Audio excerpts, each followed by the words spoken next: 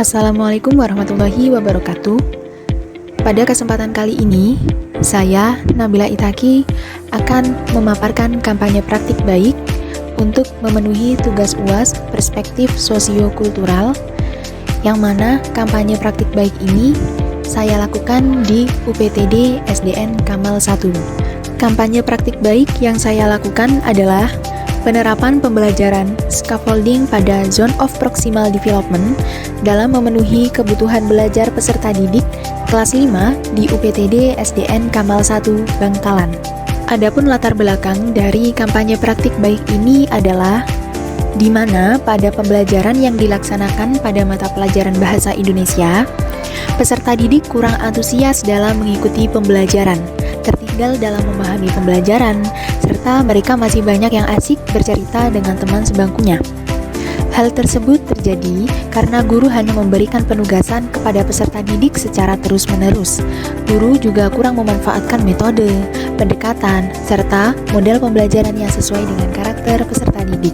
Tujuan praktik baik yang saya lakukan ini adalah sebagai bahan refleksi bagi saya untuk memperbaiki pembelajaran di kelas dengan menggunakan pembelajaran scaffolding pada Zone of Proximal Development di kelas 5 UPTD SDN Kamal 1 diharapkan dapat mewujudkan pembelajaran yang efektif dan efisien. Intervensi terkait penerapan scaffolding pada Zone of Proximal Development dalam konteks pendidikan, scaffolding merujuk pada strategi di mana seorang guru atau pengajar memberikan dukungan kepada siswa selama proses belajar, yang kemudian secara bertahap dikurangi seiring dengan meningkatnya kemampuan peserta didik tersebut. Selanjutnya adalah konsep dari Zone of Proximal Development.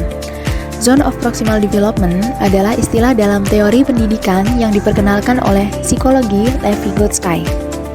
ZPD merujuk pada rentang tugas yang tidak bisa diselesaikan sendiri oleh seorang anak, tetapi dapat diselesaikan dengan bantuan atau bimbingan dari orang dewasa ataupun teman sebaya yang lebih kompeten. Intinya, ZPD adalah jarak antara apa yang bisa dilakukan anak secara mandiri dan apa yang bisa dicapai anak dengan bantuan. Penerapan scaffolding yang dilakukan di kelas 5 UPTD SDN Kamal 1 menggunakan model pembelajaran Problem Based Learning dengan pendekatan CRT. Di awal pembelajaran, saya memberikan stimulus yang berkaitan dengan budaya Madura mengenai materi yang akan dipelajari. Kemudian, saya membentuk kelompok untuk dapat membantu peserta didik dalam memahami materi yang sedang dipelajari. Setelah itu, jika terdapat materi yang belum dipahami, saya memberikan kesempatan kepada peserta didik untuk bertanya. Pada proses pemaparan hasil diskusi, saya mulai mengurangi bantuan kepada peserta didik supaya peserta didik dapat berpikir secara mandiri. Tantangan yang saya alami ketika penerapan scaffolding di kelas adalah yang pertama, terbatasnya waktu untuk saya dalam memahami ZPD peserta didik. Banyaknya peserta didik yang memiliki ZPD tidak selalu sama, sehingga saya perlu lebih teliti lagi dalam memahaminya. Yang ketiga, pendidik tidak dapat memahami sepenuhnya konsep ZPD. Hasil yang saya dapat dalam penerapan scaffolding adalah yang pertama, peserta didik merasa terlibat dalam pembelajaran. Yang kedua, peserta didik memiliki kemajuan dalam menyelesaikan tugas.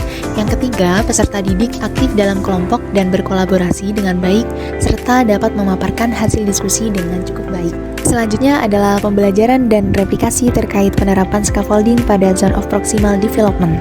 Pembelajaran dengan menerapkan scaffolding pada ZPD dilakukan di kelas 5 UPTD SDN Kamal 1.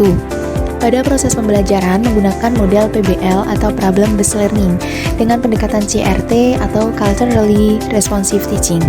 Di awal pembelajaran, saya memberikan stimulus yang berkaitan dengan budaya Madura mengenai materi yang akan dipelajari. Kemudian, saya membentuk kelompok untuk dapat membantu peserta didik dalam memahami materi yang sedang dipelajari. Setelah itu, jika terdapat materi yang belum dipahami, saya memberikan kesempatan kepada peserta didik untuk bertanya. Pada proses pemaparan hasil diskusi, saya mulai mengurangi bantuan kepada peserta didik, supaya peserta didik dapat berpikir secara mandiri. Hal tersebut sebelumnya saya lakukan di kelas 3, dan ternyata setelah saya terapkan di kelas 5, proses pembelajaran berjalan dengan cukup baik, dan peserta didik antusias dalam mengikutinya. Sekian pemaparan dari saya mengenai kampanye praktik baik. Kurang lebihnya mohon maaf, semoga bermanfaat. Terima kasih. Wassalamualaikum warahmatullahi wabarakatuh.